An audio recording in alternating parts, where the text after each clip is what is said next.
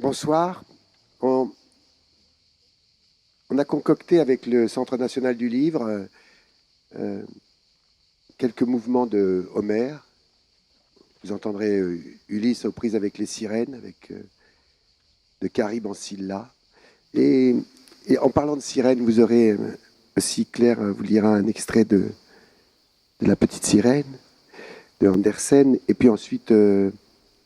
Et puis on va un peu, voilà, vous reconnaîtrez les textes au fur et à mesure, et puis on terminera avec 20 000 lieues sous les mers.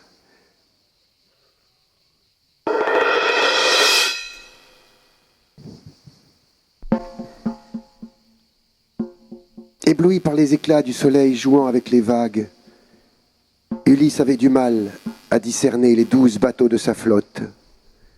Il avait pourtant envie de les compter et de les recompter, ces 12 navires qui venaient d'embarquer ces hommes pour rentrer au pays.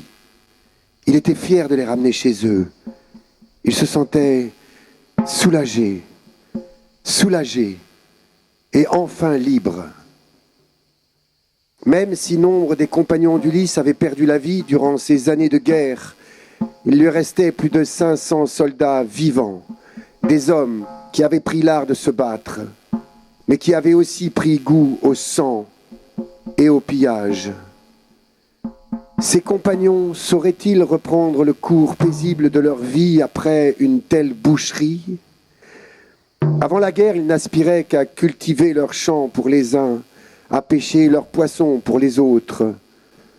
Comment déposeraient-ils les armes à présent ? Comment accueilleraient-ils à nouveau la paix dans leur cœur ? Ulysse se promit d'être vigilant. Au cours de leur première halte, Ulysse se laissa pourtant surprendre par ce goût du meurtre qui hantait désormais ces hommes. Ils avaient jeté l'ancre sur les côtes d'une terre habitée par un peuple qui s'appelait les Cicones. Avant même qu'Ulysse s'en aperçoive, une partie des troupes avait semé la terreur dans la ville où il venait d'arriver. « Ne tuez plus, prenez seulement de la nourriture et repartons en bateau. » Les hommes d'Ithaque n'avaient pas envie d'écouter leur chef. Ils voulaient piller pour piller. Écœuré, Ulysse regagna son bateau en portant avec lui de quoi manger et une amphore de vin. Dans les rues de la ville, ces hommes ivres ronflaient sous les étoiles. Mais la nouvelle que les soldats, au retour de la guerre, étaient venus tout piller s'était répandue sur cette île. Des Cicones accoururent en pleine nuit des villages voisins. Ils n'eurent aucun mal à prendre par surprise les hommes endormis et un nouveau massacre commença. En hâte, les hommes d'Ithaque se replièrent sur leurs bateaux et mirent les voiles. Chaque navire avait perdu au moins 6 membres d'équipage, plus de 70 morts. Encore. Fuir, fuir, fuir encore et toujours. Quand cela s'arrêterait-il ? Le lendemain, Ulysse se répétait doucement un à un le nom de ses compagnons morts. Parmi les survivants, certains pleuraient, d'autres dormaient. Les voiles blanches faisaient avancer les bateaux. Je serai plus vigilant. Je ne vais plus me laisser surprendre, se promit Ulysse. Mais voilà que le vent se mit à souffler de plus en plus fort. C'était Borée, le terrible vent du nord. Le ciel s'obscurcit. Les vagues grossirent. Maintenant, tous les hommes s'étaient réveillés. La tempête était sur eux. Les bateaux se retrouvaient ballottés sur ces flots déchaînés. On aurait dit que chaque vague allait les engloutir. Le vent hurlait aux oreilles. Il s'engouffrait dans les voiles, les faisait claquer. Les bateaux dansaient sur les vagues comme de petits jouets. Plus personne ne pouvait tenir le gouvernail. Cela durait depuis des heures. Les navires avaient été emportés loin de leur route. Le vent enflait encore et encore. Et maintenant, les voiles se déchiraient. Tous aux rames. hurla Ulysse. Les hommes tremblaient de peur. Ils se jetèrent sur les rames et essayèrent de regagner un rivage. La colère de Borée, le terrible vent du nord, dura 9 jours et 9 nuits. Et pendant 9 jours et 9 nuits, les hommes furent aux mains de la mer démontée. À l'aube du 10e jour, une île surgit à l'horizon. Les compagnons d'Ulysse reprirent espoir et ramèrent avec fougue dans sa direction.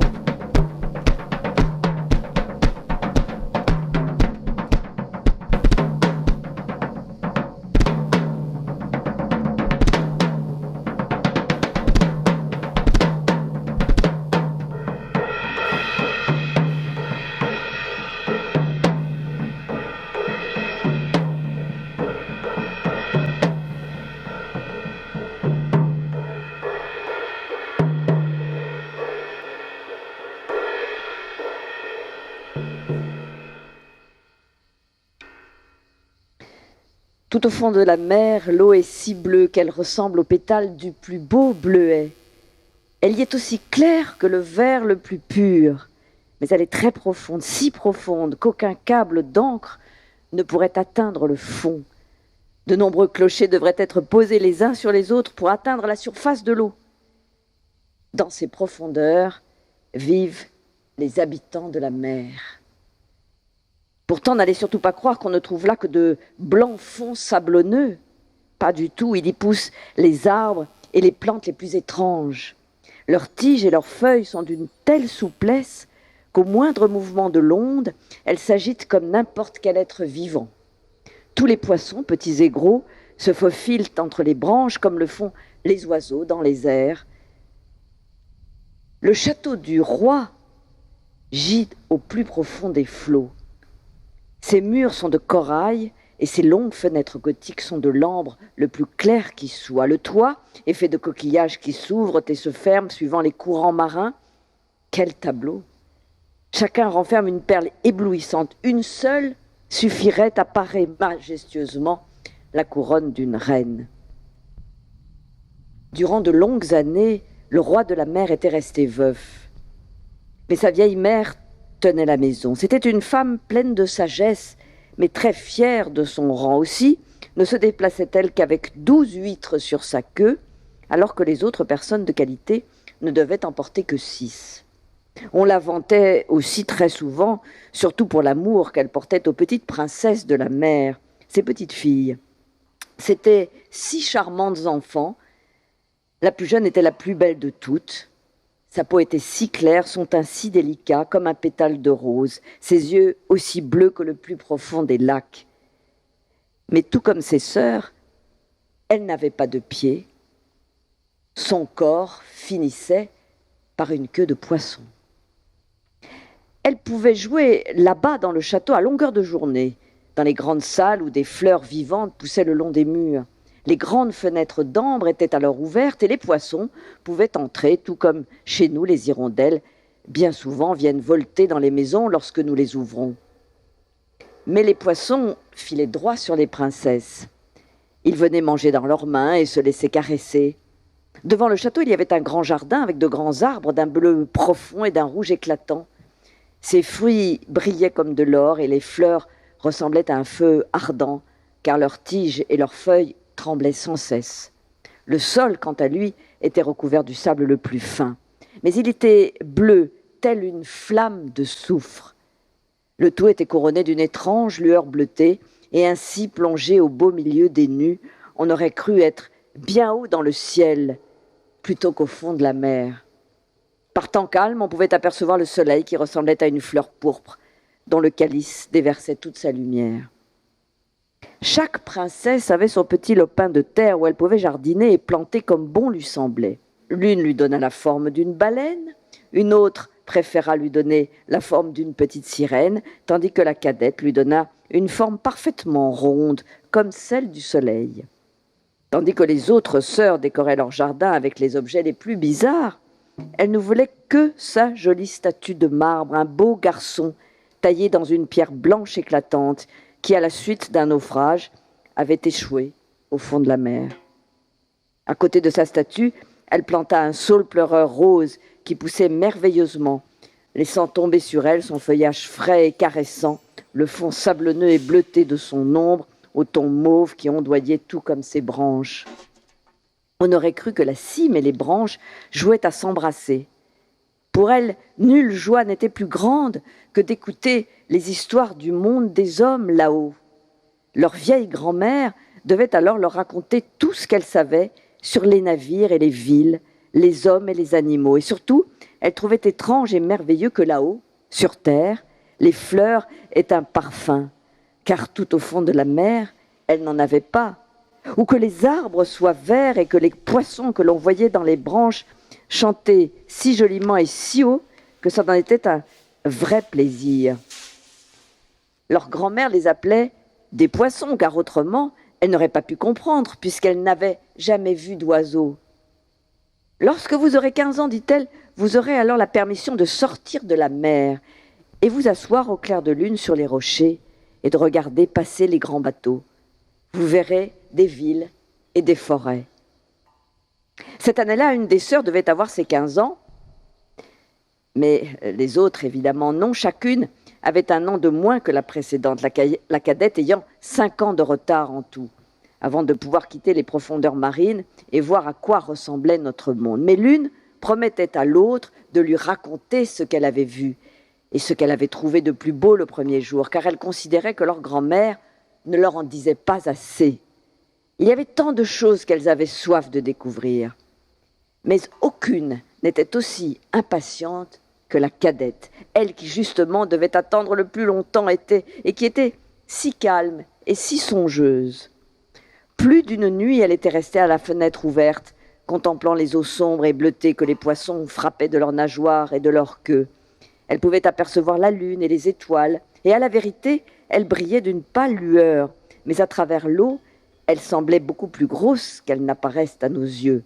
Qu'une sorte de nuage sombre glissât en dessous, elle savait que soit une baleine, soit un gros navire plein de gens passait au-dessus d'elle. Il ne pensait sûrement pas qu'une ravissante petite sirène se trouvait en dessous d'eux, tendant ses blanches mains vers la quille. Enfin, elle eut 15 ans. « Eh bien maintenant, voilà une chose de faite, lui dit sa grand-mère, la vieille reine douairière. Viens, que je te fasse ta toilette comme pour tes autres sœurs. » Alors elle lui posa une couronne de lys blanc dans les cheveux, mais chaque pétale était une demi-perle, et la vieille reine fit accrocher 8 grandes huîtres à la queue de la princesse, témoignant de son haut rang. « Ça fait vraiment mal, dit la petite sirène. »« Oui, mais il faut souffrir un peu pour être belle, dit la vieille reine. » Comme elle aurait aimé secouer toute cette parure et se débarrasser de cette lourde couronne. Ces fleurs pourpres du jardin l'apparaient bien mieux. Mais maintenant, elle n'osait vraiment pas tout refaire. « Au revoir, dit-elle, et elle s'éleva à travers les flots, aussi légère et aussi claire qu'une bulle. Le soleil venait juste de se coucher quand elle dressa sa tête au-dessus de l'eau. Mais tous les nuages brillaient encore comme des roses et de l'or, et dans le ciel au ton rosé scintillait l'étoile du berger, si belle et si pure. L'air était doux et frais, et la mer était d'huile. Un grand 3-mâts mouillait là, et seule l'une de ses voiles était déployée, car il n'y avait pas le moindre souffle de vent, et tout autour des cordages et sur les vergues, des marins étaient assis. On entendait de la musique et des chants, et au fur et à mesure que la nuit s'assombrissait, des centaines de lanternes bariolées étaient allumées. On aurait cru que les drapeaux de toutes les nations flottaient au vent. La petite sirène nagea vers la fenêtre d'un salon, et dès qu'une vague la soulevait, elle pouvait apercevoir à travers les carreaux transparents une foule d'hommes en tenue somptueuse. Mais le plus beau était sûrement le jeune prince aux grands yeux bruns. Il n'avait guère plus de 16 ans. C'était son anniversaire et c'était la raison de tout cet apparat. Les marins dansaient sur le pont et lorsque le jeune prince sortit, plus de 100 fusées s'élancèrent dans le ciel. Il faisait clair comme en plein jour, ce qui effraya beaucoup la petite sirène qui plongea. Mais elle refit rapidement surface et eut l'impression que toutes les étoiles du ciel lui tombaient sur la tête. Jamais elle n'avait vu de tels feux d'artifice. De grands soleils tourbillonnaient, des poissons de feu merveilleux s'élevaient dans le ciel bleu, et toute sa splendeur resplendissait dans le miroir de la mer, calme et limpide. Il faisait même si clair sur le navire que l'on pouvait voir le moindre petit cordage, et à plus forte raison, les hommes. Et comme le jeune prince était beau, serrant la main des gens, riant et souriant, tandis que la musique résonnait dans la nuit délicieuse. Il se faisait tard, mais la petite sirène ne pouvait détacher son regard du navire et du beau prince. Les lumières bariolées s'éteignirent, les fusées ne s'élancèrent plus vers le ciel, on n'entendit plus de coups de canon. Cependant, tout au fond de la mer, des bourdonnements et des grondements s'élevaient. Ballottée de haut en bas, elle flotta sur l'eau, voulant observer ce qui se passait dans le salon. Mais le navire prit bientôt de la vitesse, chaque voile se gonflant l'une après l'autre. Maintenant, les vagues frappaient plus fort, de gros nuages menaçants, au loin des éclairs éclataient, quelle terrible tempête se préparait. Aussi les matelots rentrèrent-ils les voiles.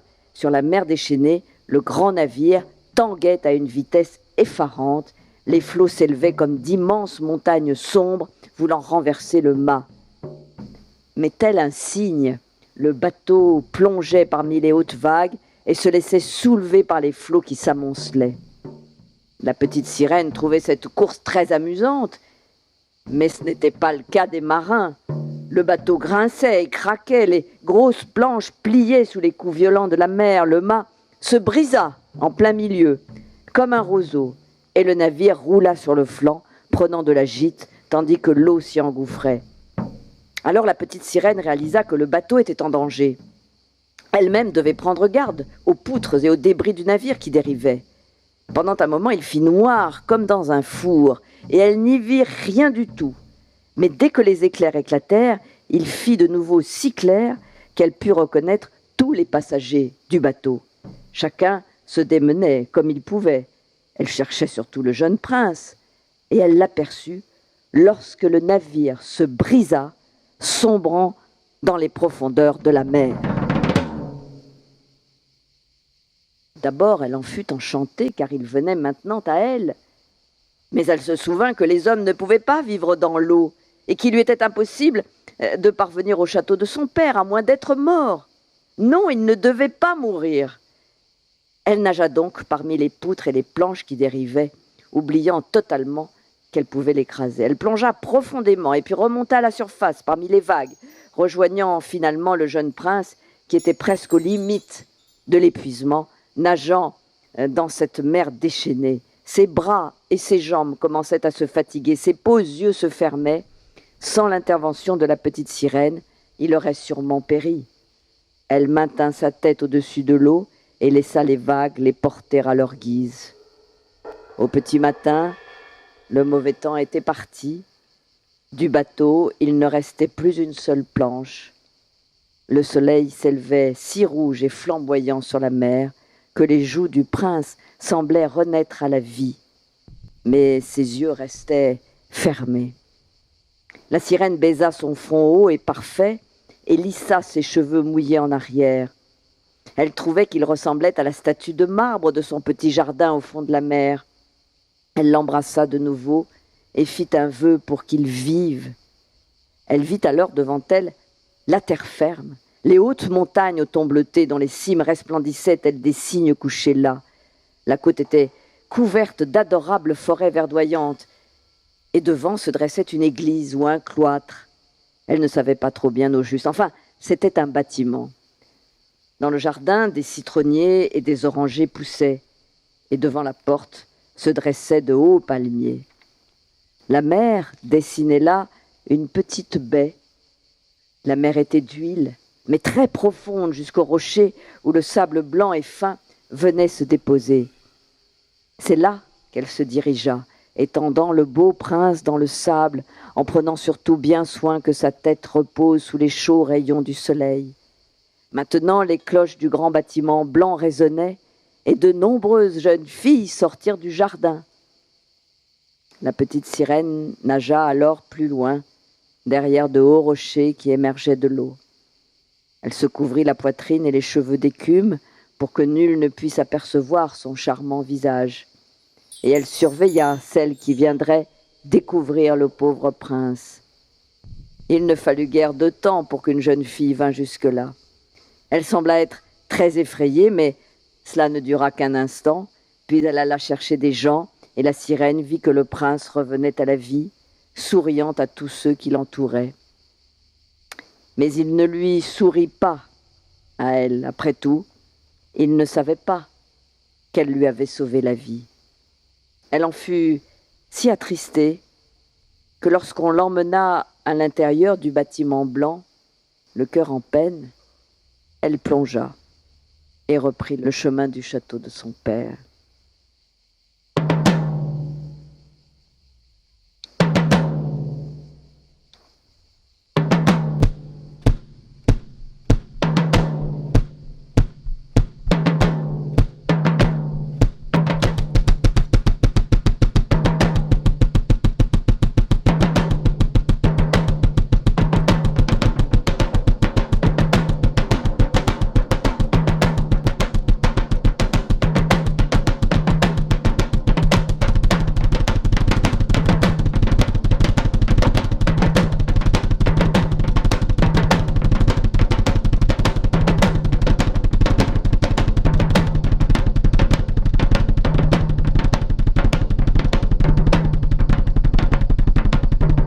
Les marins ramaient avec vigueur, et le bateau filait droit depuis de longues heures, lorsqu'une petite île apparut à l'horizon.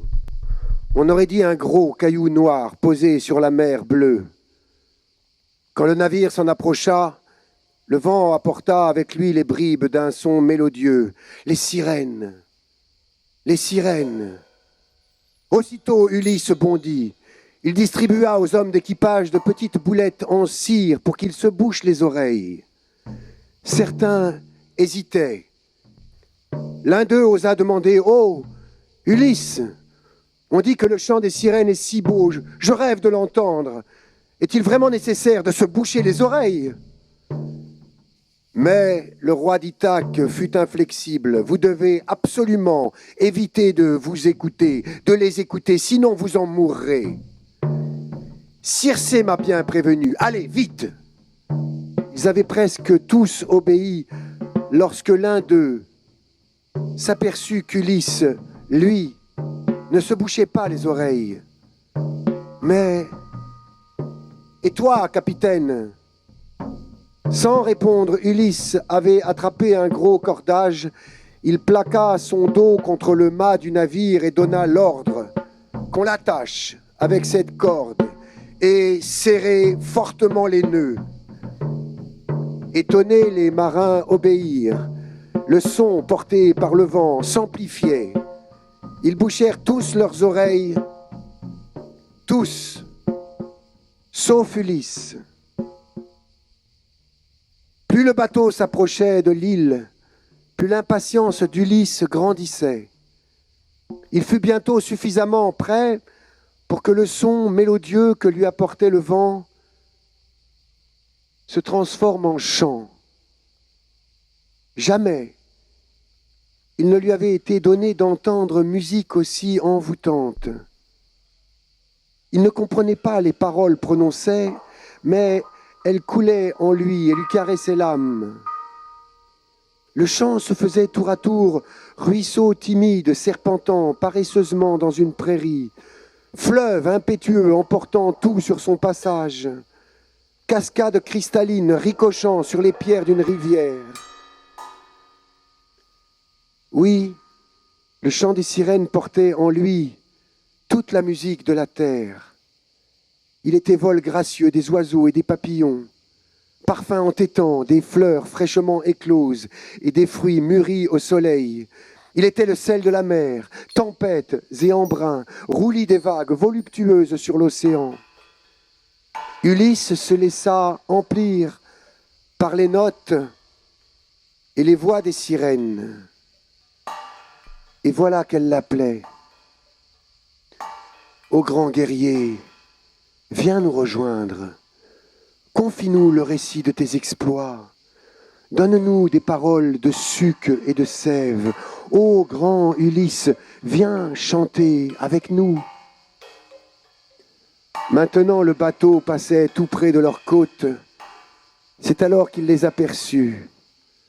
3 belles sirènes, un corps parfait, mi-femme, mi-oiseau.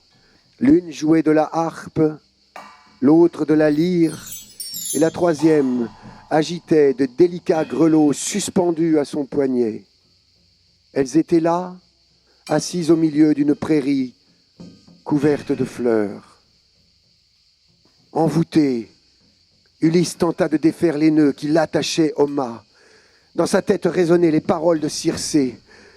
Le chant des sirènes est si puissant qu'il peut te faire chavirer la tête et le cœur. Prends garde, il peut te faire oublier ton île, ta femme et ton désir de retour. Regarde bien autour des sirènes.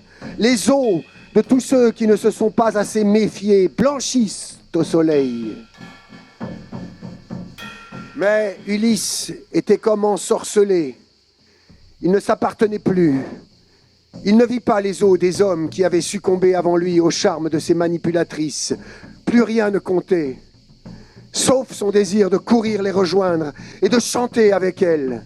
Il fredonnait des paroles qu'il inventait pour elles. Les larmes coulaient sur ses joues.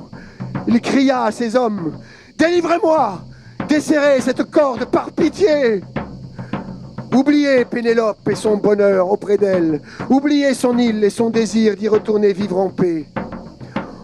Oh, Ulysse, tant vanté, nous chanterons ta gloire et ta beauté. Ô grand guerrier, nous serons le souffle de tes mots. Nous habillerons notre nudité avec les chansons que tu inventeras pour nous. Viens nous rejoindre, reste auprès de nous. Tu n'as plus d'autre pays que cette harpe, cette lyre et ces grelots. Le vent était tombé. La voile pendait lamentablement, inutile. Ulysse tremblait de désir, hurlant pour qu'on le détache.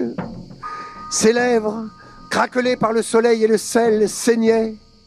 Les sirènes continuaient leurs appels langoureux. « Tu es si beau », chantait l'une. « Tu es si grand », chantait l'autre. « Tu es si puissant », chantait la troisième. « Viens, beau marin, même les pierres pleureront d'émotion lorsque tu chanteras avec nous. »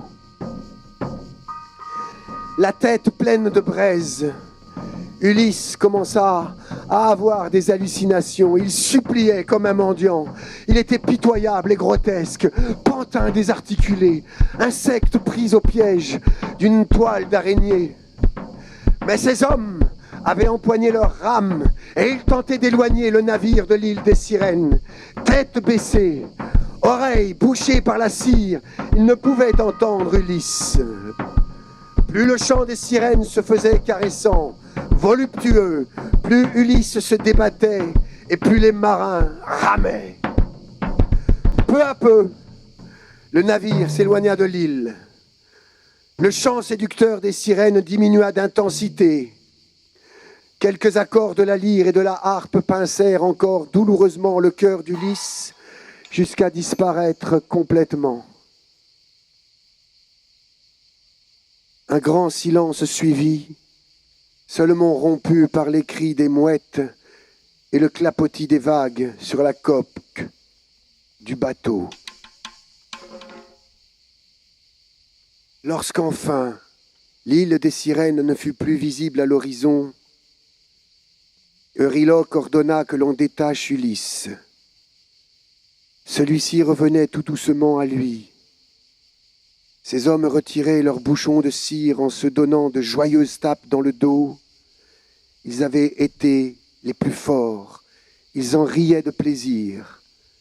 Le roi d'Ithaque, lui, se sentait vidé. En retrouvant ses esprits, il comprenait à quel terrible danger il venait d'échapper.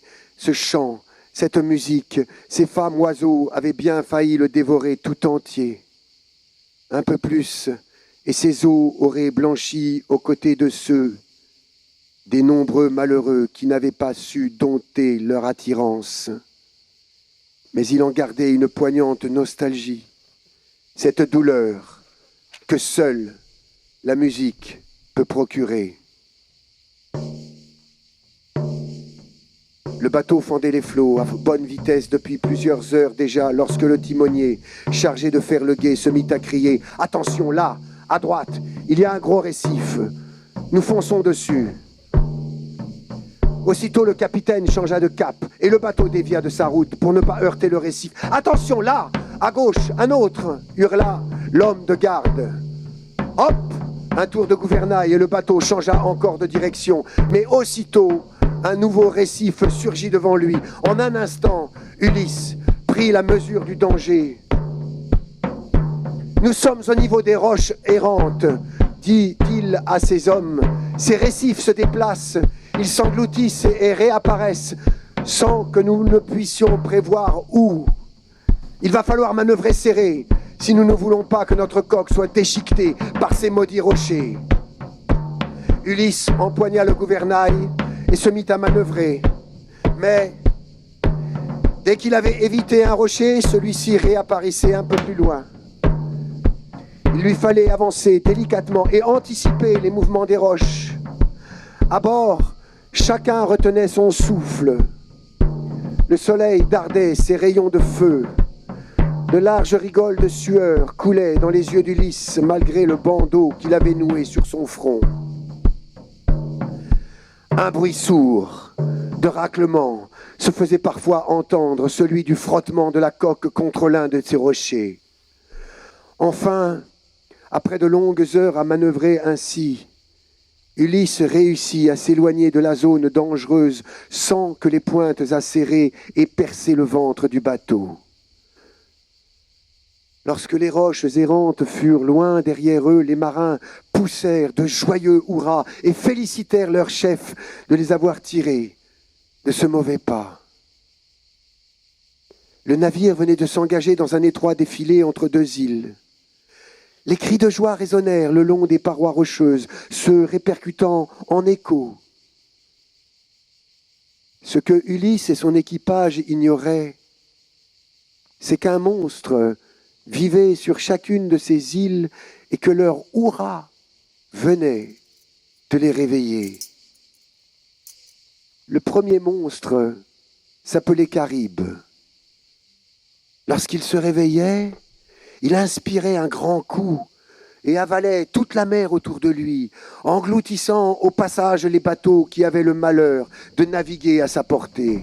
Puis il expirait et recrachait violemment l'eau de son ventre, créant ainsi de gigantesques tourbillons qui emportaient les navires ayant échappé à la première aspiration.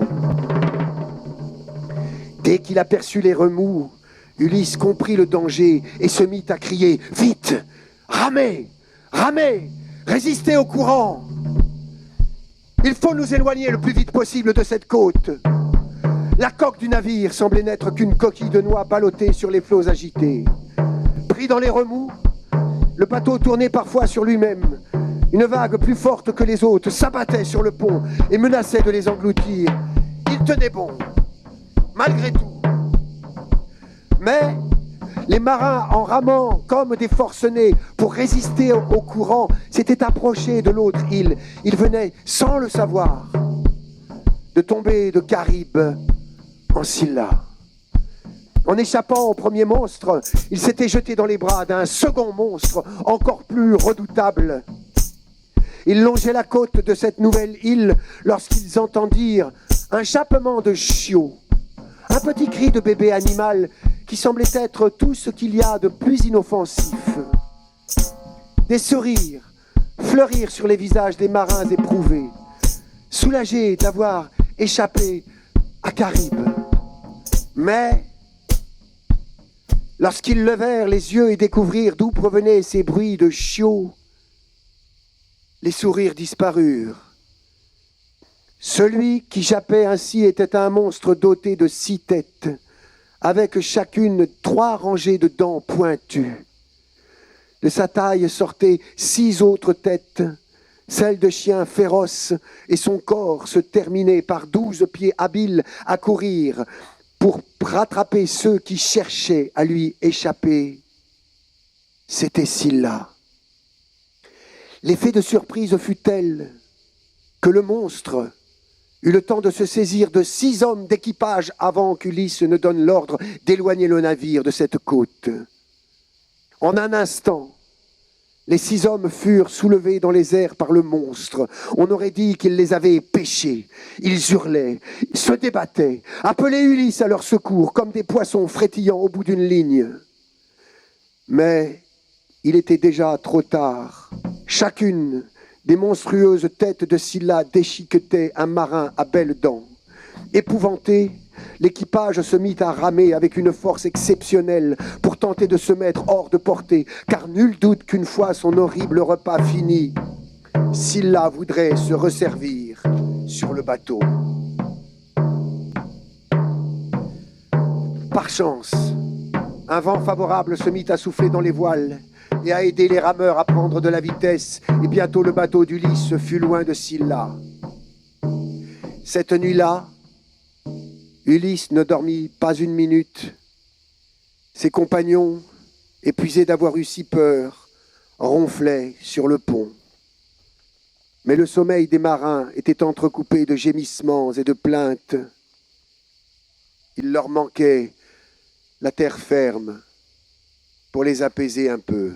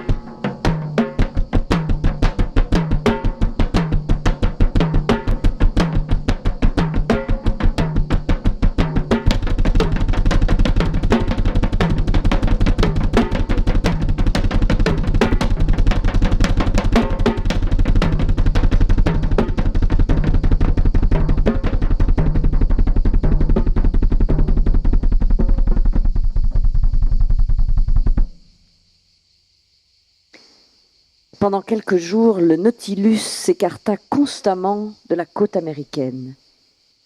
J'avais maintenant le droit d'écrire le vrai livre de la mer. Et ce livre, je voulais que, plus tôt que plus tard, il pût voir le jour. Là encore, dans ces eaux des Antilles, à 10 mètres au-dessous de la surface des flots, par les panneaux ouverts, que de produits intéressants j'eus à signaler sur mes notes quotidiennes. C'étaient parmi les articulés des annélides longs d'1,5 mètre, armés d'une trompe rose et pourvus de 1700 organes locomoteurs qui serpentaient sur les eaux et jetaient en passant toutes les lueurs du spectre solaire. C'étaient dans l'embranchement des poissons des raies molubars, énormes cartilagineux longs de 6 pieds et pesant 600 livres, la nageoire pectorale triangulaire, le milieu du dos un peu bombé, les yeux fixés aux extrémités de la face antérieure de la tête et qui, flottant comme une épave de navire, s'appliquait parfois comme un opaque volet sur notre vitre. Et puis par nuées apparaissaient des surmulets corsetés de raies d'or de la tête à la queue, agitant leurs resplendissantes nageoires, véritables chefs-d'œuvre de bijouterie consacrés autrefois à Diane, particulièrement recherchée des riches romains, et dont le proverbe disait « Ne les mange pas qui les prend ». Enfin, des pommes-à-cantes dorées ornées de bandelettes émeraudes, habillées de velours et de soie, passaient devant nos yeux comme des seigneurs de Véronèse. Que d'autres échantillons merveilleux et nouveaux j'eusse encore observés, si le Nautilus ne se fût peu à peu abaissé vers les couches profondes. Ces plans inclinés l'entraînèrent jusqu'à des fonds de 2000 et 3500 mètres. Alors la vie animale n'était plus représentée que par des encrines, des étoiles de mer, de charmantes pentacrines têtes de méduse, dont la tige droite supportait un petit calice, des troques, des quenottes sanglantes et des fissurelles, mollusques littoraux de grande espèce. Il était environ 11 heures quand Ned Land attira mon attention sur un formidable fourmillement qui se produisait à travers les grandes algues. Il se précipita vers la vitre. « L'épouvantable bête, dit-il. » Je regardai à mon tour et je ne pus réprimer un mouvement de répulsion. Devant mes yeux s'agitait un monstre horrible, digne de figurer dans les légendes tératologiques. C'était un calmar de dimension colossale, ayant 8 mètres de longueur.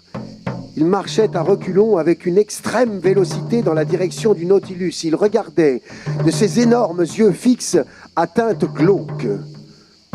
Ses 8 bras, ou plutôt ses 8 pieds, implantés sur sa tête qui ont valu à ces animaux le nom de céphalopodes, avaient un développement double de son corps et se tordaient comme la chevelure des furies. On voyait distinctement les 250 ventouses disposées sur la face interne des tentacules sous forme de capsules semi-sphériques. Parfois, ces ventouses s'appliquaient sur la vitre du salon en y faisant le vide. La bouche de ce monstre, un bec de cornes fait comme le bec d'un perroquet, s'ouvrait et se refermait verticalement. Sa langue, substance cornée armée elle-même de plusieurs rangées de dents aiguës, sortait en frémissant de cette véritable cisaille. Quelle fantaisie de la nature! Un bec d'oiseau à un mollusque. Son corps, fusiforme et renflé dans sa partie moyenne, formait une masse charnue qui devait peser 20 à 25 000 kilogrammes. Sa couleur inconstante, changeant avec une extrême rapidité et suivant l'irritation de l'animal, passait successivement du gris livide au brun rougeâtre. De quoi s'irritait ce mollusque? Sans doute de la présence de ce Nautilus, plus formidable que lui, et sur lequel ses bras suceurs ou ses mandibules n'avaient aucune prise. Et cependant, quel monstre que ces poulpes! Quelle vitalité le Créateur leur a départie, quelle vigueur dans leurs mouvements, puisqu'ils possèdent 3 cœurs. Le hasard nous avait mis en présence de ce calmar et je ne voulus pas laisser perdre l'occasion d'étudier soigneusement cet échantillon des céphalopodes. Je surmontais l'horreur que m'inspirait son aspect et prenant un crayon, je commençais à le dessiner. D'autres poulpes apparaissaient à la vitre de tribord. J'en comptais 7.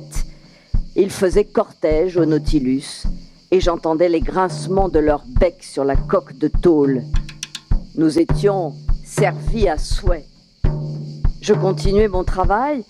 Ces monstres se maintenaient dans nos eaux avec une telle précision qu'ils semblaient immobiles. Et j'aurais pu les décalquer en raccourci sur la vitre. D'ailleurs, nous marchions sous une allure modérée. Tout à coup, le Nautilus s'arrêta. Un choc le fit tressaillir dans toute sa membrure. Le Nautilus flottait sans doute, mais il ne marchait plus. Les branches de son hélice ne battaient pas les flots. 1 minute se passa. Le capitaine Nemo, suivi de son second, entra dans le salon. Je ne l'avais pas vu depuis quelque temps. Il me parut sombre. Sans nous parler, sans nous voir peut-être, il alla au panneau, regarda les poulpes et dit quelques mots à son second. Celui-ci sortit. Bientôt les panneaux se refermèrent. Le plafond s'illumina. J'allai vers le capitaine. « Une curieuse collection de poulpes, lui dis-je, du ton dégagé que prendrait un amateur devant le cristal d'un aquarium. »« En effet, monsieur le naturaliste, me répondit-il, et nous allons les combattre corps à corps. » Je regardais le capitaine. Je croyais n'avoir pas bien entendu. « Oui, monsieur, l'hélice est arrêtée. Je pense que les mandibules cornées de l'un de ces calmars se sont engagées dans ces branches, ce qui nous empêche de marcher. Et qu'allez-vous faire? Remonter à la surface et massacrer toute cette vermine. Entreprise difficile. En effet, les balles électriques sont impuissantes contre ces chairs molles, où elles ne trouvent pas assez de résistance pour éclater. Mais nous les attaquerons à la hache. Et au harpon, monsieur, dit le Canadien, si vous ne refusez pas mon aide, je l'accepte, maître Land. Nous vous accompagnerons, dis-je. Et suivant le capitaine Nemo, nous nous dirigeâmes vers l'escalier central. Là, une dizaine d'hommes, armés de haches d'abordage, se tenaient prêts à l'attaque. Conseil et moi, nous prîmes 2 haches. Ned Land saisit un harpon. Le Nautilus était alors revenu à la surface des flots. Un des marins, placé sur les derniers échelons, dévissant les boulons du panneau, mais les écrous étaient à peine dégagés que le panneau se releva avec une violence extrême, évidemment tiré par la ventouse d'un bras de poulpe. Aussitôt, un de ses longs bras se glissa comme un serpent par l'ouverture et 20 autres s'agitèrent au-dessus. D'un coup de hache, le capitaine Nemo coupa ce formidable tentacule qui glissa sur les échelons en se tordant. Au moment où nous nous pressions les uns sur les autres pour atteindre la plateforme, 2 autres bras, cinglant l'air, s'abattirent sur le marin placé devant le capitaine Nemo et l'enlevèrent avec une violence irrésistible. Le capitaine Nemo poussa un cri et s'élança au dehors. Nous nous étions précipités à sa suite. Quelle scène! Le malheureux, saisi par le tentacule et collé à ses ventouses, était balancé dans l'air au caprice de cette énorme trompe. Il râlait, il étouffait, il criait « À moi! À moi !» Ces mots, prononcés en français, me causèrent une profonde stupeur. J'avais donc un compatriote à bord, plusieurs peut-être. Cet appel déchirant, je l'entendrai toute ma vie. L'infortuné était perdu. Qui pouvait l'arracher à cette puissante étreinte? Cependant, le capitaine Nemo s'était précipité sur le poulpe et d'un coup de hache, il lui avait encore abattu un bras. Son second luttait avec rage contre d'autres monstres qui rampaient sur les flancs du Nautilus. L'équipage se battait à coups de hache. Le Canadien, Conseil et moi, nous enfoncions nos armes dans ces masses charnues. Une violente odeur de musc pénétrait l'atmosphère. C'était horrible. Un instant, je crus que le malheureux, enlacé par le poulpe, serait arraché à sa puissante succion. 7 bras sur 8 avaient été coupés. Un seul, brandissant la victime comme une plume, se tordait dans l'air. Mais au moment où le capitaine Nemo et son second se précipitaient sur lui, l'animal lança une colonne d'un liquide noirâtre sécrété par une bourse située dans son abdomen. Nous en fûmes aveuglés. Quand ce nuage se fut dissipé, le calmar avait disparu. Et avec lui, mon infortuné compatriote. Quelle rage nous poussa alors contre ces monstres. On ne se possédait plus. 10 ou 12 poulpes avaient envahi la plateforme et les flancs du Nautilus. Nous roulions pêle-mêle au milieu de ces tronçons de serpents qui tressautaient sur la plateforme dans les flots de sang et d'encre noire. Il semblait que ces visqueuses tentacules renaissaient comme des têtes de l'hydre. Le harpon de Ned Land à chaque coup se plongeait dans les yeux glauques des calmars et les crevait. Mais mon audacieux compagnon fut soudain renversé par les tentacules d'un monstre qu'il n'avait pas pu éviter. Comment mon cœur ne s'est-il pas brisé d'émotion et d'horreur? Le formidable bec du calmar s'était ouvert sur Ned Land. Ce malheureux allait être coupé en 2. Je me précipitai à son secours, mais le capitaine Nemo m'avait devancé. Sa hache disparut entre les 2 énormes mandibules et, miraculeusement sauvé, le Canadien, se relevant, plongea son harpon tout entier jusqu'au triple cœur du poulpe. Ce combat avait duré un quart d'heure. Les monstres vaincus, mutilés, frappés à mort, nous laissèrent enfin place et disparurent sous les flots. Le capitaine Nemo, rouge de sang, immobile près du fanal, regardait la mer qui avait englouti l'un de ses compagnons. Et de grosses larmes coulaient de ses yeux.